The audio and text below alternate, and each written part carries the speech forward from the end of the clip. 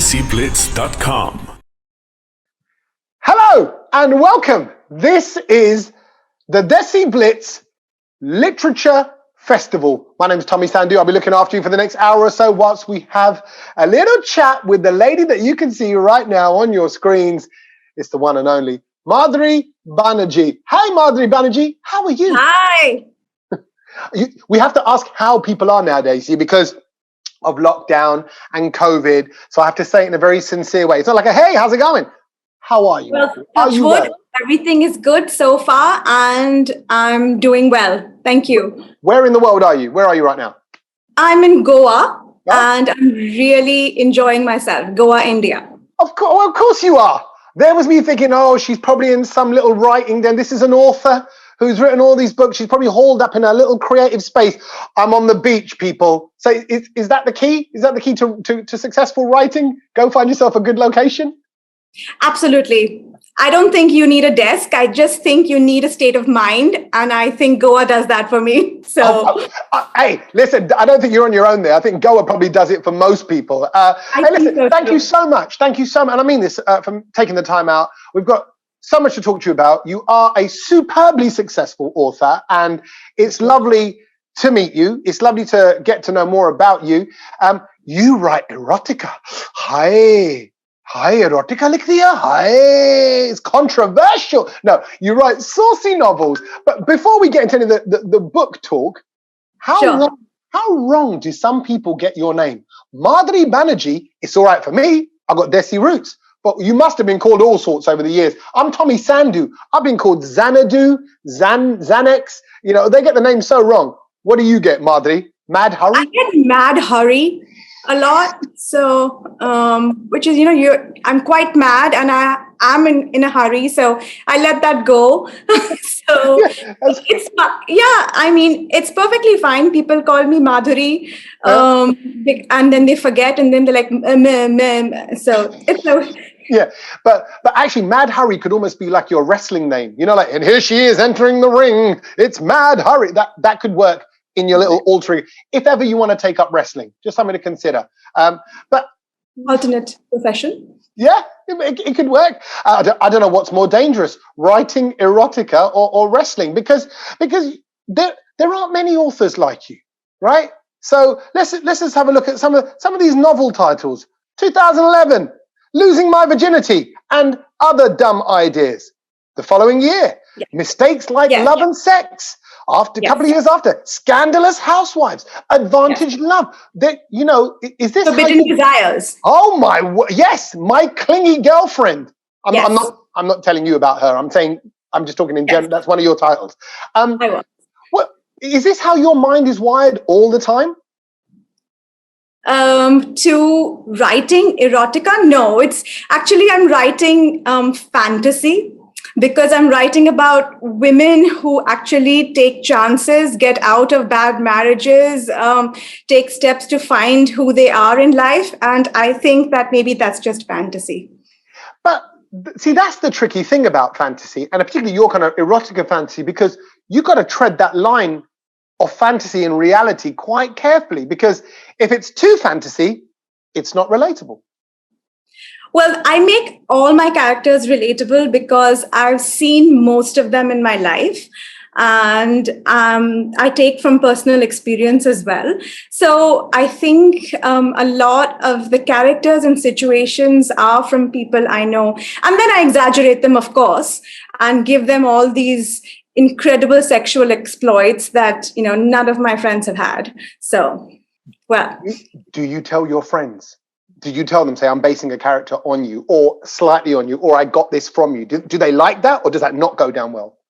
No, but you're a writer and people know I'm an author. So every conversation and every person I meet, then they are fodder for my creativity. So, conversations, people, everything around me will be, it's fertile ground, right? So, and they know that you're going to be placed somewhere. And I think it should be a privilege for people to know that, hey, I'm in a book. I've gone down in legacy and I wasn't boring. So and probably gone down in more ways than one. I'm just getting into the category and the genre of things. But it's not just the books you write. Before, just to paint the broader picture, lots of articles. You've done TV scripts. You've done so at the crux of all of that. Because I suppose, every author, every creative person wants to get themselves across. But you've done, Hate Story. You've done, there's lots to you. Is there a you within your writing? Do you constantly want to push the you, or do you change you for whatever it is that you're writing at that time? I think there are 100 of us in each of us. Right. So we are all fragmented selves. So we are 100 different people. So, we either a parent or a writer or an artist or a negotiator, and each of them has its own set of feelings, like we've seen in the movie Inside Out. So I think there are 100 of us inside of us.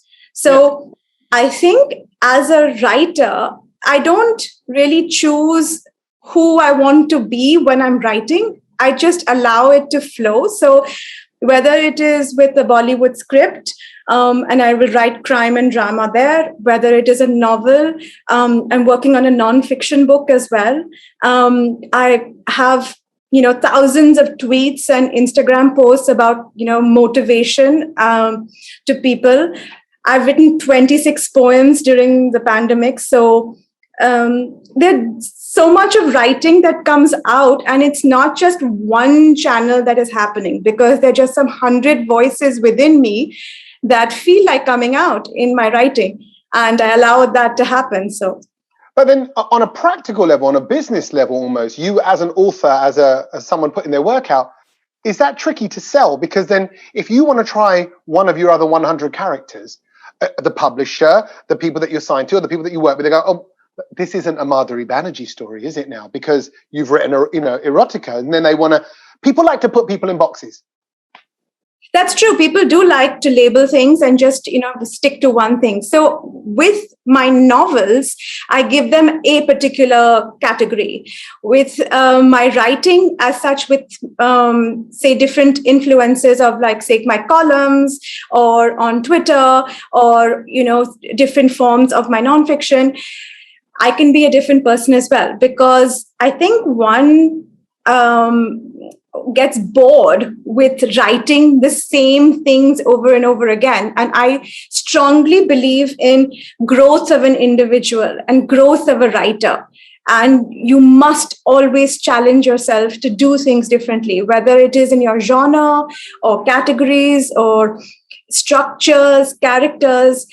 And by writing the same thing, you will just be doing a disservice even to your reader, because they will be like, okay, I read this 4 books ago. Why are you repeating yourself now? Yeah. So while I will be still discussing interesting female characters who find themselves, I will put it into different situations, and I will throw in a bit of erotica in it, because that's a woman's journey as well, When you first wrote erotica, because now you've got a few erotica novels under the belt, but did it feel naughty to you, or is it like, no, this is natural, this is me expressing myself? Because not many people share those things in any public space, let alone conversationally, or you might do it with your closest friends or something like that. But it's a new thing for any individual to do. Forget the author side of it. You are now sharing erotic thoughts in a public space. Yes, so with my first book, it was a massive breakout bestseller at the time, because there was not a single author at the time who actually spoke about, anything erotic in their life, except for Shobhaa. And Shobhaa actually read my novel and she loved it, and she was like, go do this. And she has a quote in my book as well. But I wasn't really thinking about whether I'm going to be changing any thought processes or anything like that. It was actually about a 30-year-old virgin. And it came from a real life story of a friend of mine who had visited me after I'd had my daughter, and my daughter was 3 months old. And she told me that she was still a virgin. And that got me thinking. So the story wasn't about erotica. It was about sexual liberation of a woman and trying to find her one true love. So I think I got labeled as an erotica writer because I took that step. But I have always written about women who try to find themselves and make correct decisions for their own life and valuing themselves. And that's what I bring out in my books. That's amazing. See, 'cause, look, hearing you talk now, it's kind of so obvious you were born to write. You seem like such a you're open. You're an open sort of soul and spirit. Do you know what I mean? Like, I feel like you're the kind of person that would read a room. You're meeting characters because you want to know about real people. Life excites you. I can see that in you. But we don't always know that we're born to be writers. How do you? Where does it go from I just love people in life and sociology and psychology to I'm a writer? No, I was always a writer. I wrote my first book when I was, I think, 10 years old. I wrote about 3 friends. My grandfather actually read my writing when I was 7, 8 years old. And he told me that don't do anything else in life, only write. Wow. And don't do anything else, and you will find yourself in your writing. And I've listened to him and, God bless his soul, because that's what I've actually done. And I've journaled every morning through my morning pages, as Julia Cameron would say. And I found my writing through there as well. So every single day for my life, for the last 35 years, I've woken up in the morning and I've written for at least half an hour. So, and it's not a book or anything profound sometimes, but it's just your thoughts. And I think that's what makes a writer as well. You need not publish everything that you write. You need not broadcast or showcase everything that you write. You write because you love it. So how lucky are you in a way to have found your thing? You found it. Your granddad was there, very timely. He gives you the advice to go and read. If that story that you wrote as a 10-year-old never got to granddad, never got the approval from him and the wheels in motion for you to become a writer, who knows? You'd potentially be one of the frustrated characters or whatever that you might even write about. You'd be that person feeling trapped. You're lucky to have found your thing, aren't you? But it's not always been easy, Tommy. I just feel that, even though writing is something that I've been passionate about constantly, it's not sustained a livelihood for me on some years. And that's why I had to take up a corporate job. And I was working as an executive producer for Hotstar. I was working as programming head for Star Bharat. So, that had to sustain me as well as a single mother. So, even though I was writing. Yeah, I know, I get it.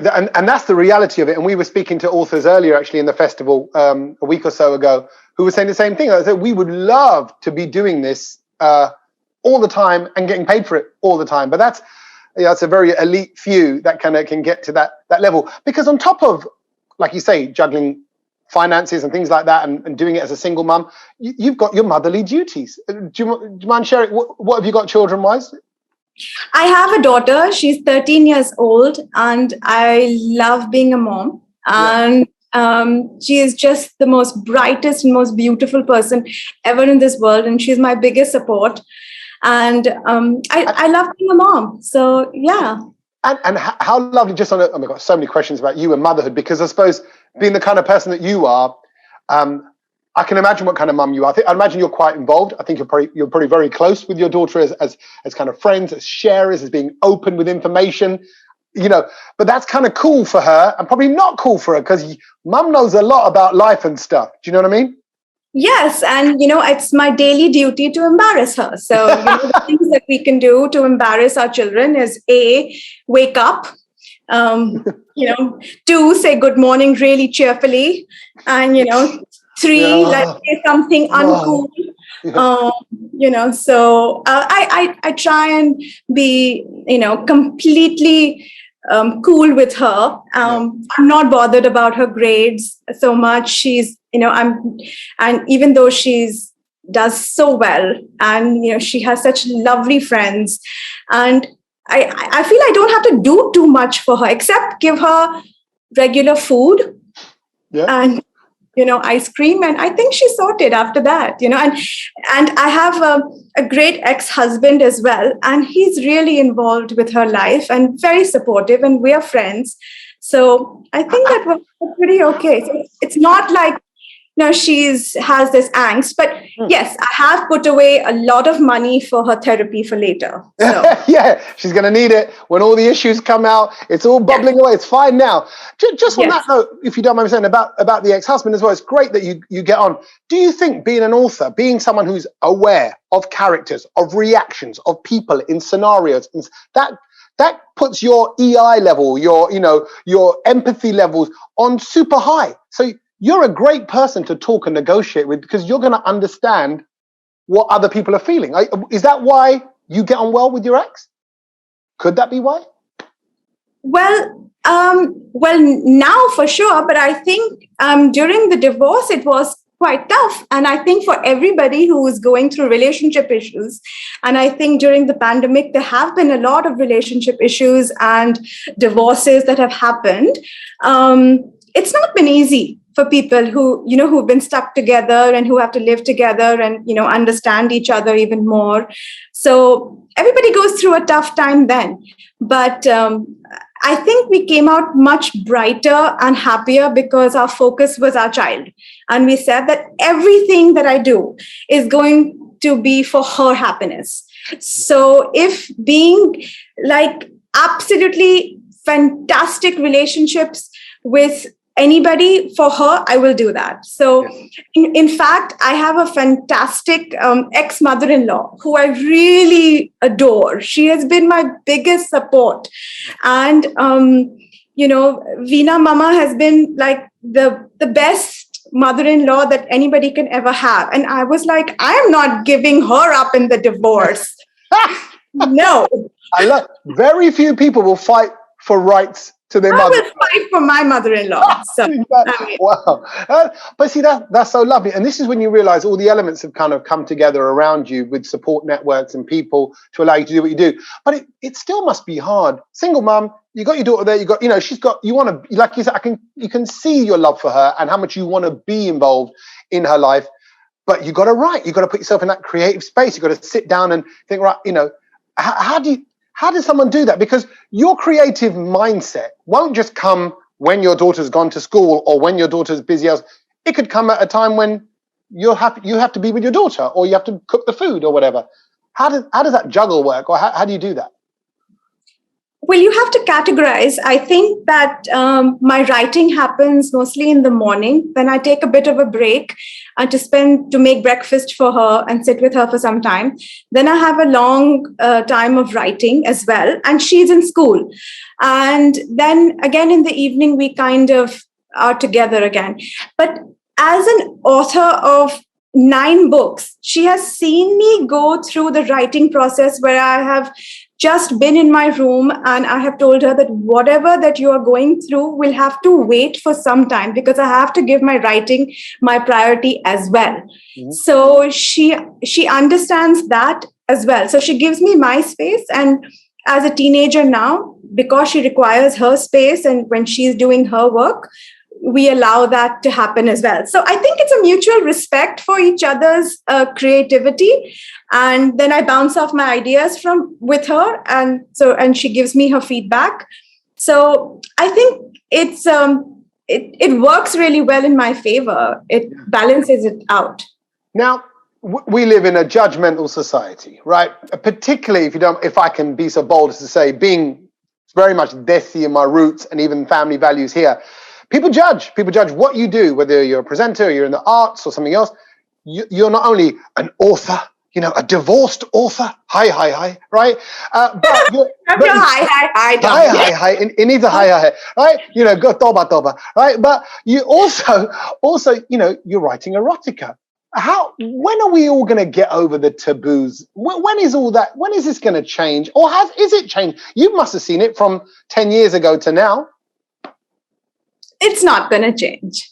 Thanks a lot, Madhuri Banerjee. It's not going to change, everybody. Get used to it. No, something's got to change, hasn't it? No, I think, I think you have to write what you feel like writing. I don't think it's going to change. People are going to judge you for what you write, what you wear, what you say, where you go, what you do. That's a judgmental society, and we love doing that. We like commenting on everything, whether it's art or creativity or people, and who's wearing what to what they're doing. So I don't think it's going to change. How you handle it is what changes over time. Earlier I would get upset that people would label me as an erotica writer or a chick lit writer. And I would say that, no, I've actually written something meaningful and philosophical. And, it's a lot to do about relationships. And if you read my books, it actually helps you. And then I was like, yeah, that's fine. You can judge me how you choose to judge me, but I will write what I feel like writing. So, and my publishers love it. And I'm going to find an agent abroad and maybe publish abroad as well. So who knows where life will go. So you can't be bothered about who's going to judge. And it's not going to change so fast because we are living in a bit of a regressive times right now. So yeah. Well, what's that song? There's a song. Is it Kuch To Log Kehenge? Logo yes, right. I mean, you ain't going to stop him, are you? But on that note, your Hindi is so good. We've been brought up on it. That's all we had. I used to stand with my mum in the Indian suit shop where they also sold all the Indian films, listening to all the aunties speaking in Hindi and Punjabi and Urdu and everything else. So, I was passive and talking about the quality of the material. So don't worry, I'm down. I've been through the training. You seem so... That's a story right there, which I will take from you later. So no problem. You seem so solid in your head. I love it because I'm not, and I'm sure there are many writers and creative people that don't feel solid. You seem sure of what you're doing, how you're doing it. Why? How come so? Because, like I said, you should be a sensitive, insecure author, writer, like the rest of us in the creative arts. Where do you get? You're almost like business about your creativeness. No, I'm quite sensitive about what people will say about things, but I think I value myself really highly. I feel like a lot of us are not able to stand up for ourselves. We can't say no to people who we love. We don't walk out of jobs that are paying us handsomely if we don't have another job. We don't walk out of relationships that are making us feel lonely. And I think we are stuck in this whirlpool of, negativity and depression because we don't value ourselves. Yeah. And I think over the pandemic and, over this year, for the last 2 years, I have slowly tried to build that value in myself. And because I value myself so much right now, and I'm grateful for every moment that I have, every book, every word, every these curtains, to the health of my parents. It's because I'm grateful for every moment that I have, everything just falls into place. Everything. There is just no sense of restlessness or low depression times, even though it can hit you. And then you find your peace and your gratitude in that as well. You acknowledge every feeling that you have of insecurity and depression and everything that you have, and you own it and you value it.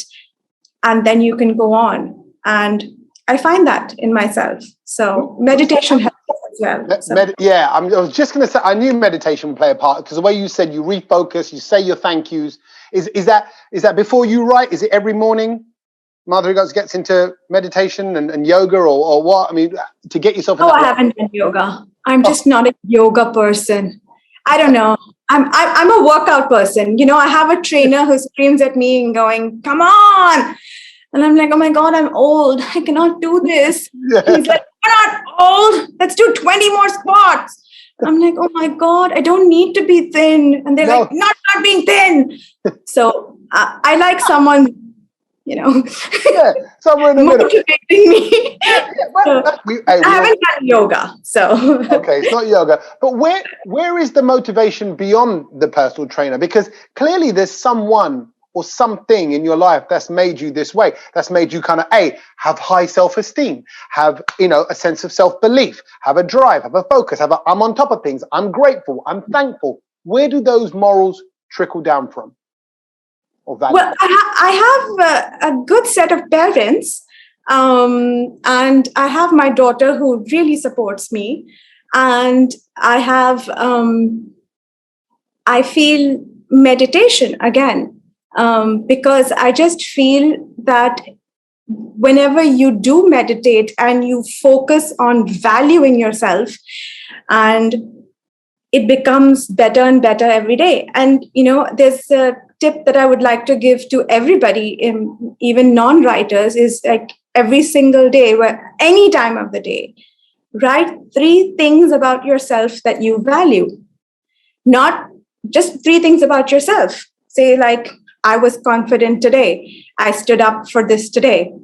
I smiled and was happy today. So something that you value about yourself or what you did, just write 3 things down on a notebook every single day. And what does that do? And the times that you don't value yourself and it comes out in your thought process, write that down as well. How did I not value myself? Did I say yes to something that I wanted to say no to? Did I allow someone to bully me? Did I not eat something healthy when I should have done that? So just anything that you feel you did not do to value yourself, write that down as well. And over time, everything will slowly shift into doing what you feel is best for you at that time and that moment.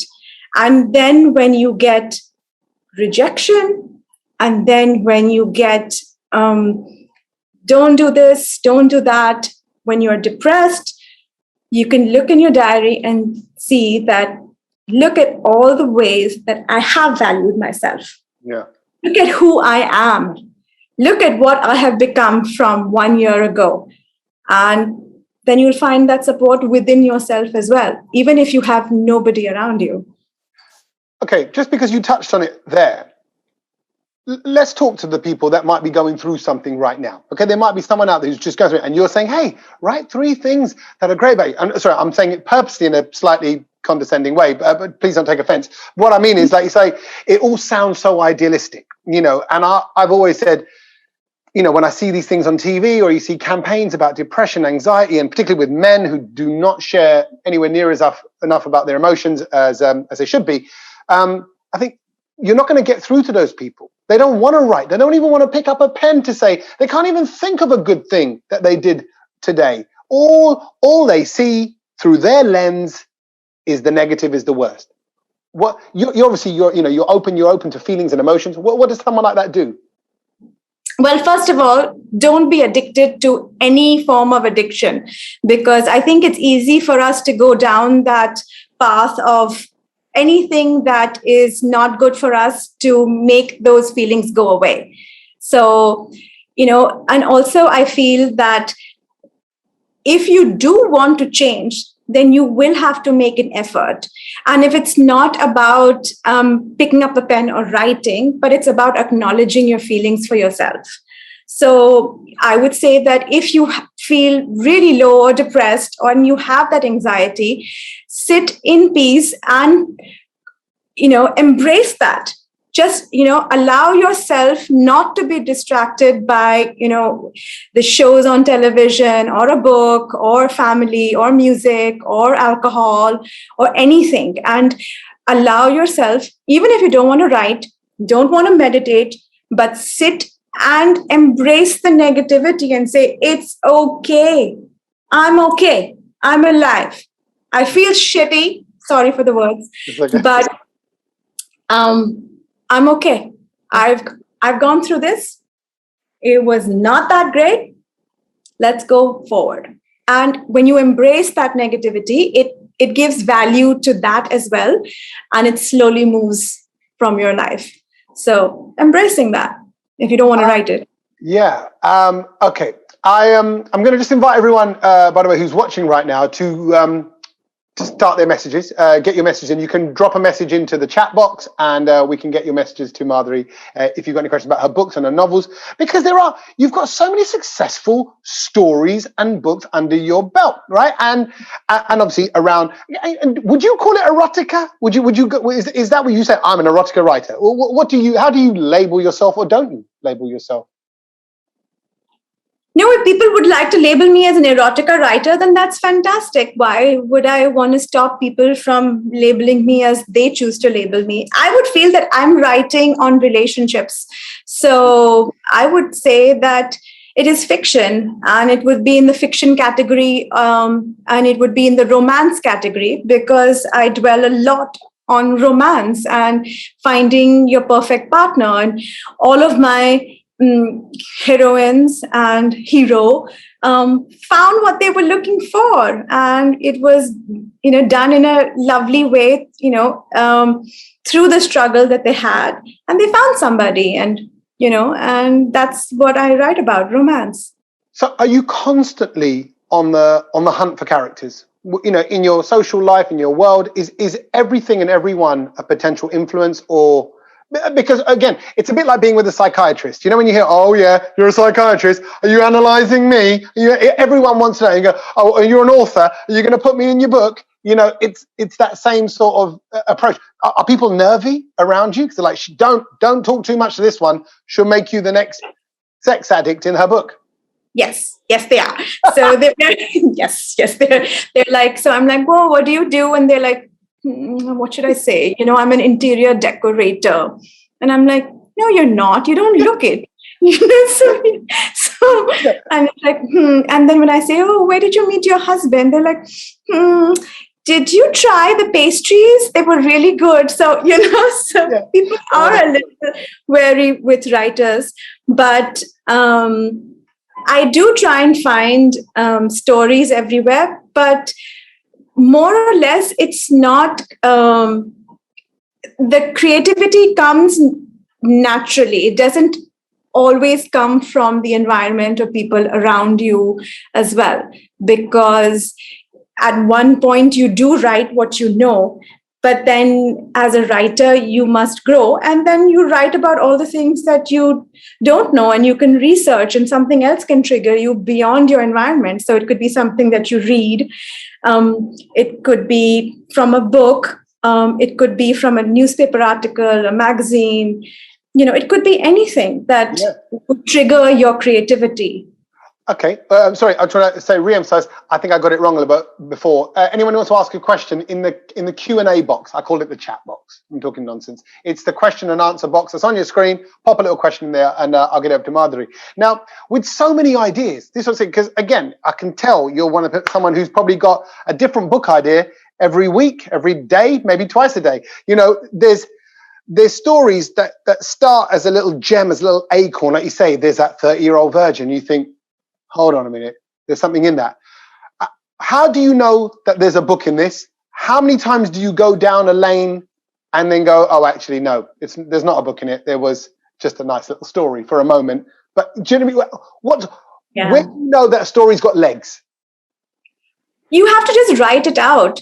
I mean, it's like when you're driving and then you say, okay, let's go take this path, and you're not on Google Maps, and you just say, okay, let's just see where this will go. And then you kind of realize, no, it's not going there. So, the more that one writes, the better your writing becomes. So even when I have written a few things and I'm like, no, I don't feel it's holding up to a novel, but I think it would be a great web series. So then I would develop it into a web series idea. And, and then I've written a film screenplay, because I feel like it's just enough. It has more action than all the thoughts and internal voices of a novel and the characters there. It has a lot more visuals. So I feel like I can write about certain things, but first I'll always write the synopsis with the beginning, middle, and end. And that will help me gauge whether it's enough for a novel or not. Yeah. But kind of technically, structurally, that's very different writing styles. Screenplay versus novels, and of course your genre as well. So you want to make sure it's true to that. You want to get that fantasy reality thing right. That you're very, and I'm not just saying this because you're here in front of me. You're very multifaceted in that way as a writer. Not many people would have the success that you've had. Would written screenplays, big Bollywood films, and have successful books, and still say, oh, well, it's still while I'm juggling my daughter and everything else in life. I have to go through her English essays as well. So you're a nightmare. You're the worst mum in the world for an English essay. Like, no. I would. And imagine if she does not do well. And I'm like, let me speak to the teacher, Yeah. Because the teacher's marking your work because you've double checked her work. You're like, what? What did the teacher? Let me tell you about structure, miss. Exactly. No, she has fantastic teachers in her school, so I don't say anything. No. I'm just like, go with the flow. You don't have to be an author. In fact, she's much better at math. So I think she wants to be an engineer. So, but as my writing style, I just feel that I'm better as a novelist than, say, a screenplay writer. I'm still struggling with that. But I do want to learn. And I think that every day I want to learn something different about my writing and about myself. And I think that's what makes just living beautiful, that you're growing every single day, right? So if you're evolving as a person, as a writer in your career, whatever that you're doing. I mean, not everything is going to be successful and bestsellers and blockbusters and made into films and you're getting massive deals. But it's also to improve on yourself. What do you really love doing? And, do that more and figure it out whether it works for you. And if it doesn't work for you, see what else will work for you. And that's what I wanted to do with my different genres of writing and different structures of writing. So, okay. What about people who may say, and I'm just thinking about this again from your average, particularly, South Asian woman who's kind of going, well, it's all well and good for her. She's putting her writing first and it's fine. And in a way, your lifestyle, being a writer, doing what's true to you as an artist, is selfish. They will say, others will say, society will say, no, your focus should be your husband, your kids, your home, you're this, making meals, fresh meals every day, or being there for the community, doing charity, doing seva, whatever you want to, But you, Madhuri Banerjee, are just living your life. Well, if you make yourself happy, then everybody around you is happy too, right? So I think instead of doing things selflessly for so many people and then just being cranky and irritable about it, you choose something for yourself and make yourself happy, and then you can do the other things happily. So I have a cook who will make the food for us, so I get to spend enough time. I don't really need to, cook every single day. And yes, you do give enough time to your relationships, but you must always give time for yourself, because when you are content within, everything else will fall into place, because then if somebody asks something from you, you will gladly do it. And that is being selfless. Yeah. So I think in the act of being selfish, for your own happiness, you will become a better person for others. I think that's very true. I think, and then it's infectious, isn't it? Your positivity rubs off onto your daughter and other people around you, and it's like a domino effect, and you spread the feel-good factor all across. What's the feedback been like? And I'm sure you've received lots of comments back from people that have read your books. What's some of the ones that stand out in your mind? It's always nice. I'm thinking about myself as well. When I think when you do radio shows or live shows, or you make people laugh, and then you get messages saying, "Oh my God, that was great! I did not laugh like that in ages." What do you get, and what messages have stood out to you over the years that have how your books have changed people? Well, I think it's earlier I was writing for a lot of the older audience, but somehow the younger audience has reached out to me and said that this aspect really stood out, where I could stand up to my parents and say this. Or there were a few women who did say that, you've changed our relationship with our husband, because after reading Scandalous Housewives and Forbidden Desires, which was about married life, that they were able to actually not get out of their marriages, but actually do things for themselves which they have never done before. So they said, you know what, my husband began to realize that I will be taking dancing classes twice a week. And I really enjoyed those dancing classes. And when I came back, I was so happy that it was just like, hey, great, let's have a drink together or just have dinner. And that changed the equation, because that extra 1 hour that she spent with herself was so important for her. So, and she said that I could do that after reading your book because your characters made choices for themselves. Yeah. And there were several men who read the book, and they are my fans. And I was really surprised that, I'm writing like chick lit and erotica, and, I'm not writing all these, engineering books. So how come like men are reading these books? And they really loved me. They sought me out on social media. And when I used to go to different cities for tours and lit fests, they would specifically come up to me and say that, your book is really incredible. And it has changed the way that we look at our spouses. Yeah. And I'm like, if I could make that difference to a man to just change a little bit towards a woman, then that's what writing is about for me.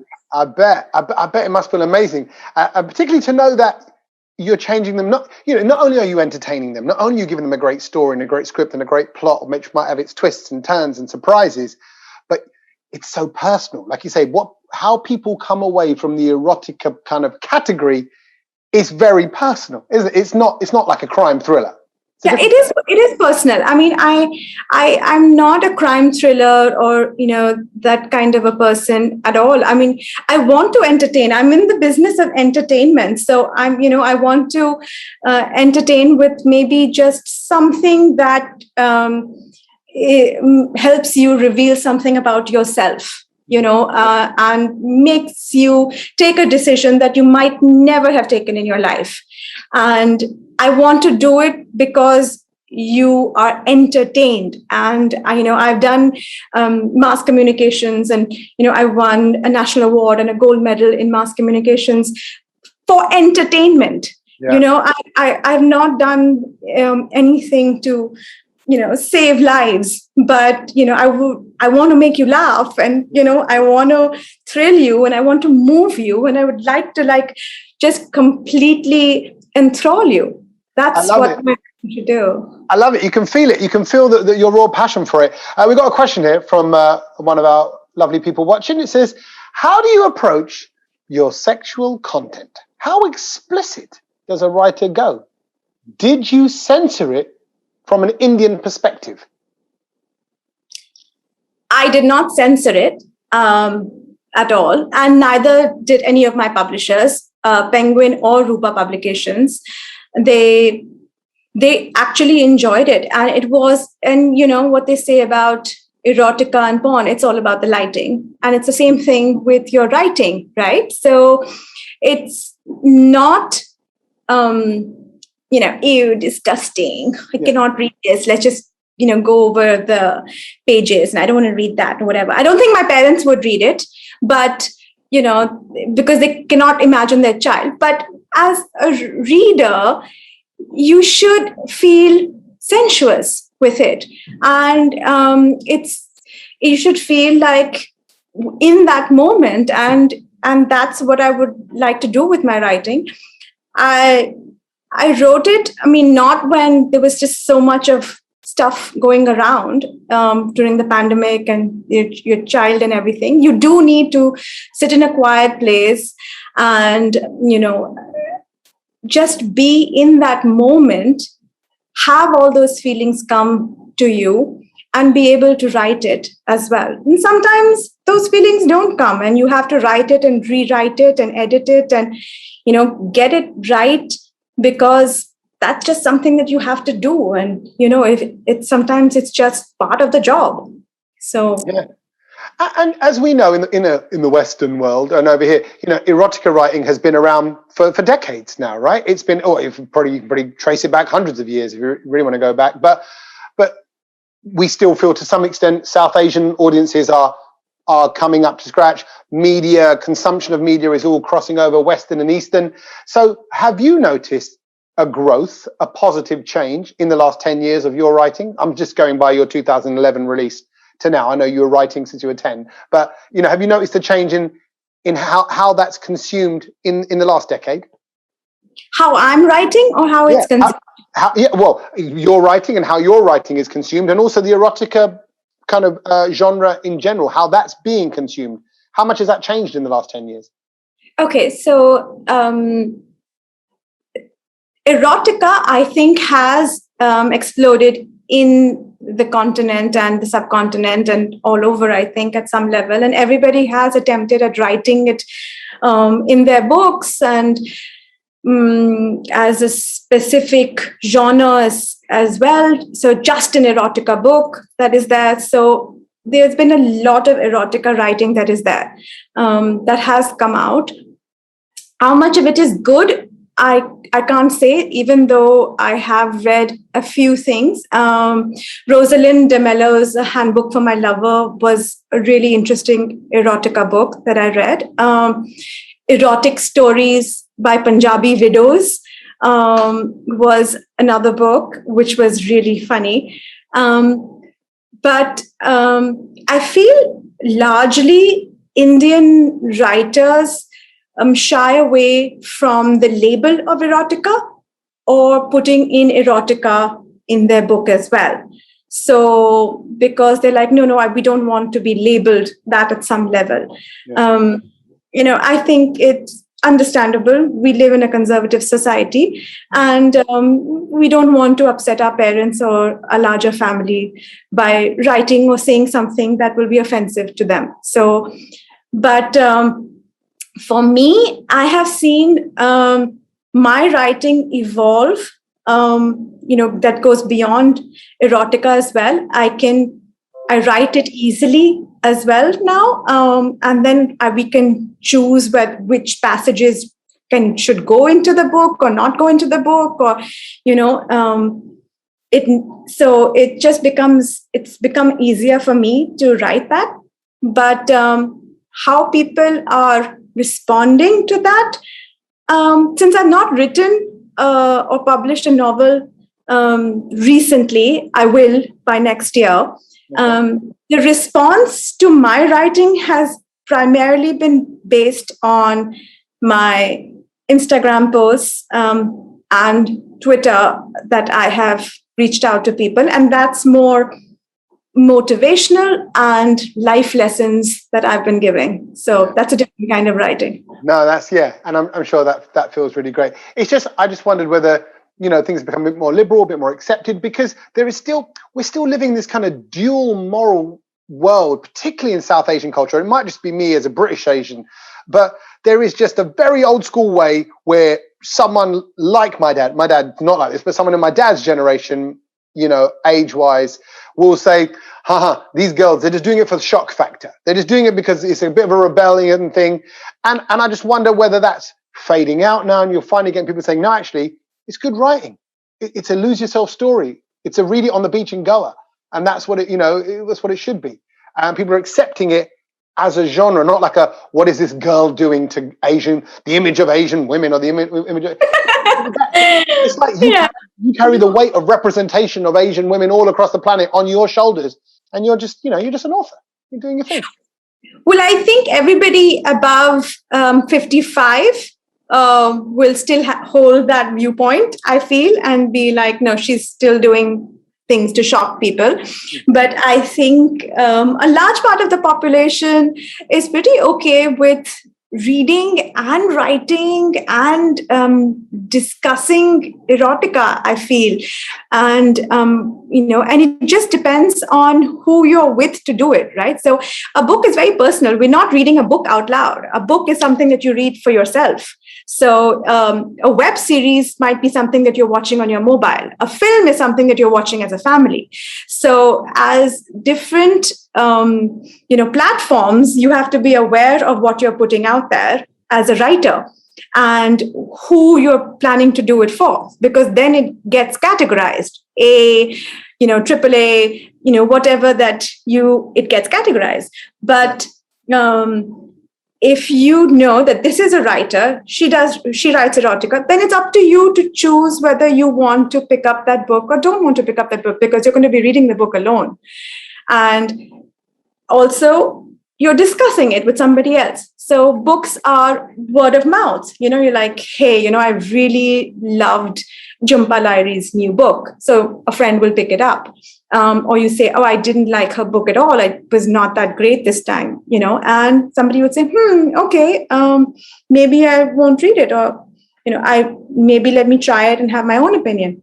Yeah. So it is word of mouth. So it's the same thing with erotica. I feel like erotica is very personal. So I don't think too many people will be discussing the books that they're reading, but for sure they're having entertainment with it.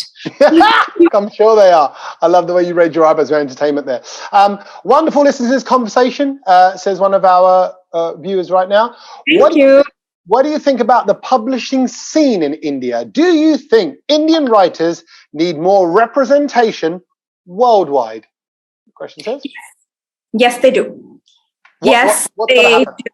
Yes, I think there are just a few publishers in India, and they're very focused on their target audience, and and then they will label you, and they're all looking out for the next new debut. So and whether it will win an award or will sell 1 lakh copies, and obviously it comes from a business perspective. Completely understandable, but or they will find a category and they might slot you into that if you fit into that. So it's very business oriented for publishers in India and the subcontinent, and I really feel that the world has to open up for Indian writers, because they have to be more agents who can call Indian writers, and they have to be more publishers across the world who are willing to publish Indian writing. And just because I have an Indian name doesn't mean I will write about an Indian folk story. I will write about a story that is going to be relatable to a woman in New York, or a woman in South Africa, or a woman in Berlin, or a woman in Japan. So it is a story that is relatable, and it has to open up to the world. So I do feel that Indian writing needs more representation. I fully agree. I think we are going through we're turning a corner, and I think the Me Too movement, Black Lives Matter, all these, and even maybe lockdown has made people reflect and go, hold a minute, what's going on? What kind of world is this? Where is it all heading? And what are we about? What am I about? And what do I want from it all? I think, and that's where books, and I think the explosion of audiobooks and other things like that really help. And so it's an exciting time for literature, isn't it? I mean, you must feel excited to be an author right now. It is exciting to be an author right now, and but it's but beyond as an author, I think it's exciting to create things as well. So as artists, or as readers, or whatever that you do, even if you're an engineer, you're a doctor, you're an interior designer, you're a botanist, it's so incredible to be alive, especially hopefully we're going through the end of a pandemic, which has brought the whole world together. So here's your chance to, kind of create anything that you want to do, here's like, I feel like the second lease of life that we have. Yeah. And we should make the most of it to do all the things we love. And even if you've never done writing in your life before, you can write now. I believe that every human being has a story in them. Like, you have one story, your story. Your story is interesting.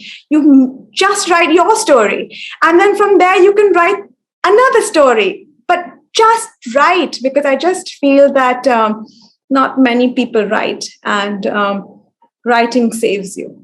And for anybody listening to this in the future, the audio version, Madhuri is bouncing in her chair. She's going, just write something, will you? Just pick up the pen.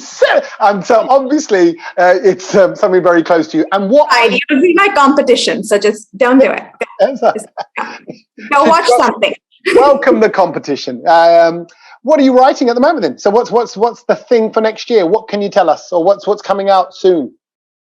Well, I'm writing a book, and it's called How I Switched My Life and Almost Ruined It. And it's about... Can I stop you there? You like your triggered titles. You want a title that's going to make you go, oh, because it's like, and all the dumb decisions. It's like, yes. It's a layered, like, oh, you think the book is that, papa, but it's that, and you do that with your titles, don't you? So originally it was called Life Switch. And my daughter said, it has no zing. So I said life swap, and she says no zing. So I'm like, okay, let's just put a tentative title till my publisher agrees with it. Love it. That's great. That's great. The first port of kind of quality control is your 13-year-old daughter goes, no, come on, honey, you gotta get a bit more zip in this, bit more zing. She is really like my biggest supporter, but my biggest critic. And she's like, do you really want to write that? Do you really want to wear that? And so yeah. That's what but you have boys, and you love being a parent. I'm sure you embarrass them as well. But I do it on purpose. I open the windows and sing at traffic lights. They hate that. I love that, and I go for it. I go, and they're like, oh my word, and they're like, Dad, no. But that's where the joy lies. That was in tune. Maybe you could do singing. Well, Madhuri, if you're looking for a character who's a singing lover to school mums, because that's my market, then let me know. I can give you some background on the character. But you were telling me about the new book. So what's the new story? What is it, and what's it about? The life swap, life switch. What was it now? You've confused me with it. How I switched my life and almost ruined it. Right. And do we know a bit more about the story yet, or not yet? So it's about two women who meet up at a resort and realize that they look absolutely identical. They're identical lookalikes. And one is a housewife who's never worked, and she's Gujarati, and she comes from this conservative traditional family. And one has been like this single woman in Bombay working in an ad firm, and her boss has told her that you're losing your grip on the middle class housewife. So at this resort, they do the inevitable, and they decide to switch their lives. And then how each of them goes into life, except with one condition. So the single woman has to go be a housewife, but she cannot sleep with the husband. And the housewife goes to work, but she can't lose the job. And these are the rules. Right. And you know what happens when rules break, right? Of course they do. And not only that, I'm now judging the husband. Does he know? Because And then there's another twist that happens as well, because one of them then has to live both the lives. Oh, okay. So there's more happening. So love it. See, this is what I mean. But you sorry, when we're out of time, but the final thing is, you so enjoy, you can see how much you enjoy the format of writing, like you say, empty canvas, open space, it's like you just let loose. You let loose in your creative brain. How do you get yourself free to do that? You go, then what if this and what if that? How do you stay free of creativity in mind? Because it'd be quite easy to get boxed in and go, yeah, but what would they do then? And you don't strike me as someone who suffers from writer's block.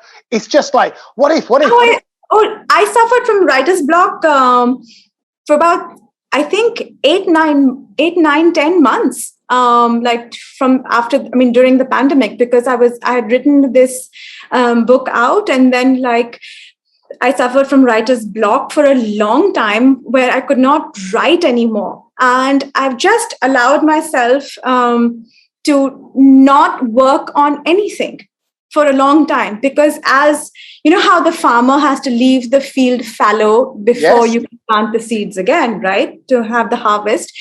A writer has to take a sabbatical, and there is a old Chinese way of life. It's called Wu Wei, and it says actively doing nothing for a result.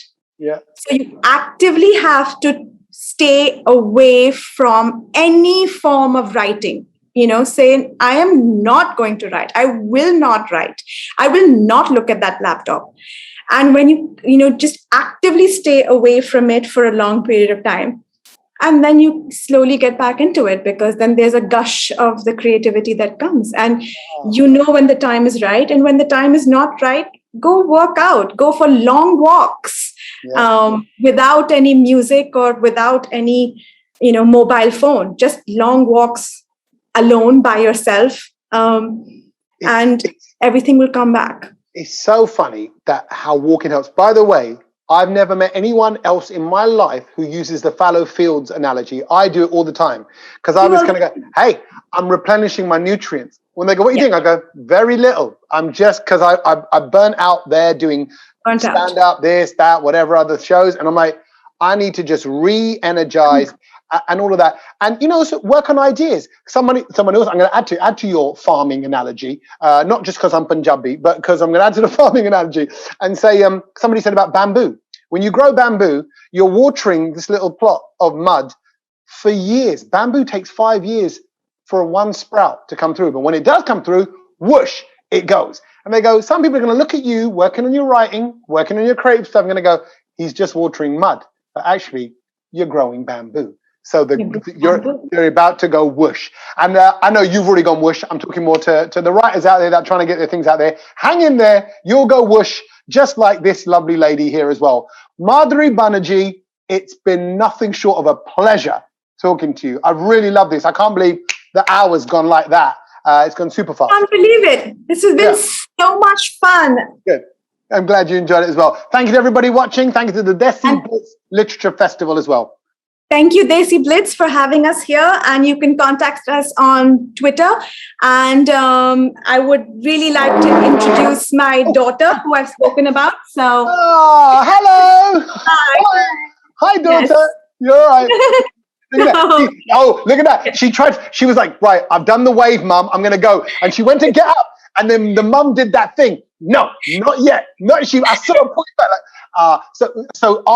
Number one, what are you? How proud are you of your mother right now? Very. So proud of my mother. Yeah.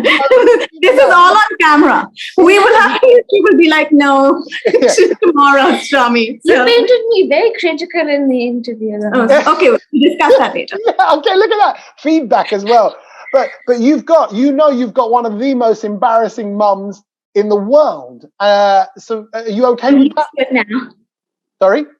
I'm used to it now. Oh, fine. She's numb to the pain. There you go. Then you'll be all right going through life. Hey, they're like, how is Madhuri Banerjee's daughter so well-rounded and grounded? Like, oh, well, she had Madhuri as a mother. So, she went through the mill at an early age. No, it's great. It's great to see your connection, and it's so lovely to see that you're so close. It's like a copy. It's like copy and paste. Look at the two faces, so similar. It's very lovely. What now? So hold on, it's quite late in India right now. Goa. It must be like 10 o'clock at night. You have to brush your teeth. There you go. Look at that. See how the face changed. You turned into mother mode. Okay, time for bed. Hana, chalo. Okay. बहुत हो गया. Yeah, बहुत हो गया. eyebrow said it all. No, it's been, Yes. bye-bye. Thank you so much. And thank you, Madhuri, for your time. Thank you for having me. Pleasure. Pleasure. Yes. All the best. Thank you, everybody, for watching. We'll see you next time. Take care. Bye. Bye. Bye.